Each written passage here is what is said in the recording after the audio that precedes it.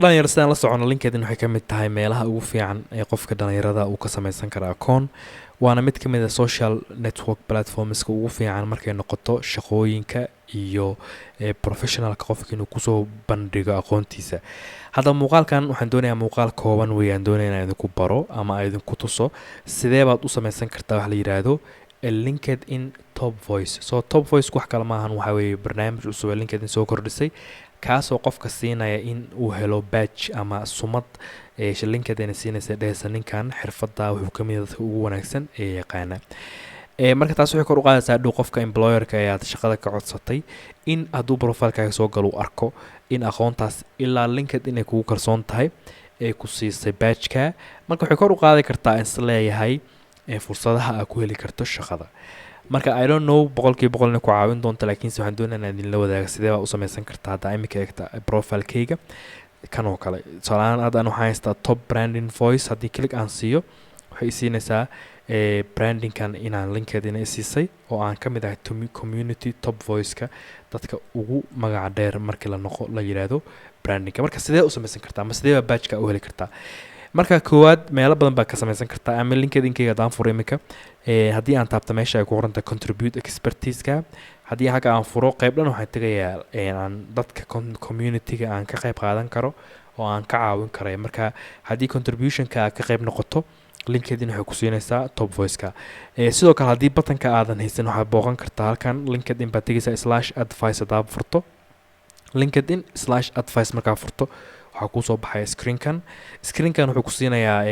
waxa la yiraahdo collaborative articles collaborative articles waa article ku ogolaanaya in lagu siiyo top voice-ka marka xaggan baa ka dooran kartaa aqoontaada like for example iminka hadaan dhaho mid kuwan ka mid hadaan doorto waxaa tiraahaba IT service-kaas oo kale hadaan doorto iminka wuxuu siinayaa top voices-ka IT ku shaqada leh marka mid ka mid ah midkan dooran kara haddii kale kan oo kale aad doorto kan wuxuu ka hadlayaa technical support-ga oo kale kan oo kale cyber security uu ka hadlayaa kan oo kale cyber security da doonaysa in laga siiyo top voice ku saabsan cyber security-ga oo ay imika aad fiirsato halkan waxaa ku qoran top cyber security voice marka hadda doonaysa inaad hesho badge-ka waa inaad ka qayb qaadataa muxuu ahaa contribution-kan oo aad 3 article iyo ka badan aad ka qayb qaadataa contribution-kiisa marka tan waxay kor u qaadaysaa dhow badge-ka inaad hesho like haddii imika dhow xaristo shaqo cyber security ku saabsan badge-ka inuu ka dhex muuqdo profile-kaaga waxay keenaysaa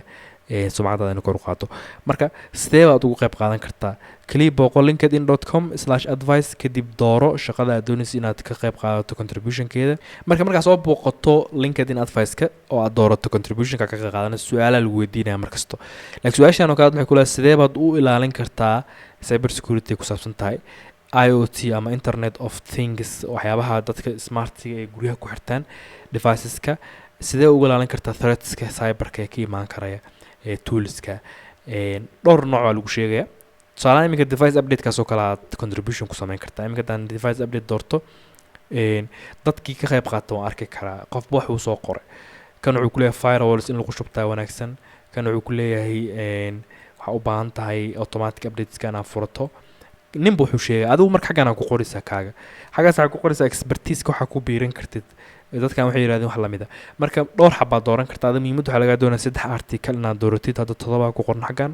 like strong password in la isticmaalo muhiimadda uu leedahay IoT-ga halkaas ku qori doontaa waxaa dhigi kartaa like in password adag la samaysto